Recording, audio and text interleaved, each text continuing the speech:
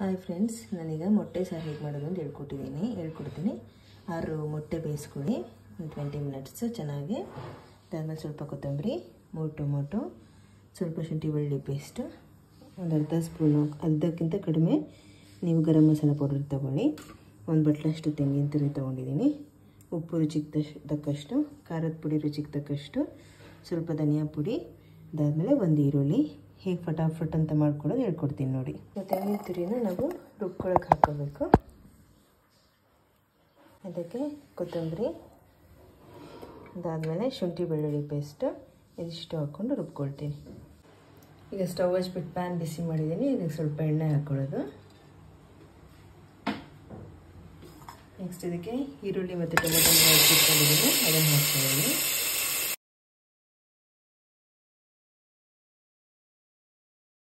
ಅರಿಶಿನ ಪುಡಿ ಹಾಕಬೇಕು.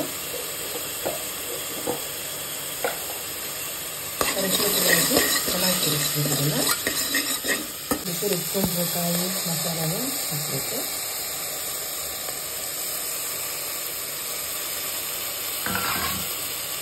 ಎಲ್ಲ ಹಾಕಿದ್ದೀನಿ.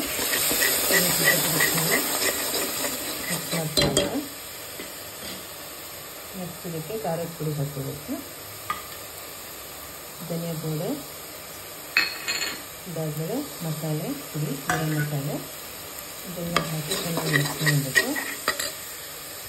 ನೆಕ್ಸ್ಟ್ ಇದಕ್ಕೆ ಒಂದು ಟೊಮೆಟೊ ಹಾಕಿ ಚೆನ್ನಾಗಿ ಮಿಕ್ಸ್ ಮಾಡ್ಕೋಬೇಕು.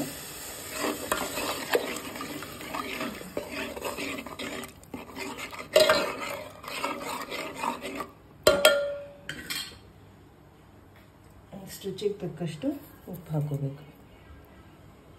ಸೊ ಈಗ ಮೊಟ್ಟೆನ ಸಿಪ್ಪೆ ಬಿಡಿಸ್ಕೊಂಡ್ಬಿಟ್ಟು ಬೇಯಿಸಿರೋದನ್ನು ಈ ಥರ ಚಾಕುನಲ್ಲಿ ಕಟ್ ಮಾಡ್ಕೋಬೇಕು. ಸ್ವಲ್ಪ ಫುಲ್ ಕಟ್ ಮಾಡಬಾರ್ದು.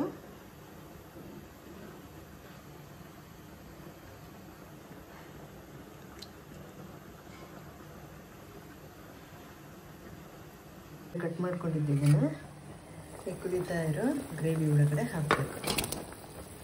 ಹಾಕಿ ಒಂದು ಮೀಡಿಯಮ್ ಫ್ಲೇಮಲ್ಲಿ ಒಂದು 2 ಮಿನಿಟ್ಸ್ ಮುಚ್ಚಿಡಬೇಕು. ಮುಚ್ಚಿಟ್ರೆ ಮೊಟ್ಟೆ ಸಾರು ರೆಡಿ ಆಗುತ್ತೆ. ಮುಚ್ಚಿಟ್ಬಿಡಿ.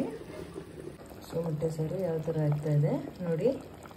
ನಾವು ರೆಡಿ ಟು ಸರ್ವ್. ಇದು ಮುದ್ದೆ ಜೊತೆ ಅನ್ನ ಜೊತೆ ತಿಂದರೆ ಸೂಪರಾಗಿರುತ್ತೆ. ನೀವು ಮನೇಲಿ ಮಾಡ್ಕೊಂಡು ತಿನ್ನಿ. ಹಾಗೆ ಮೊಟ್ಟೆ ಸಾರು ಸೂಪರ್ ಕಾಂಬಿನೇಷನ್. ನೀವು ಮನೇಲಿ ಮಾಡ್ಕೊಂಡು ತಿನ್ನಿ, ಸಖತ್ತಾಗಿರುತ್ತೆ. ವಿತಿನ್ 10 ಮಿನಿಟ್ಸ್ ಆಗೇ ಹೋಗುತ್ತೆ.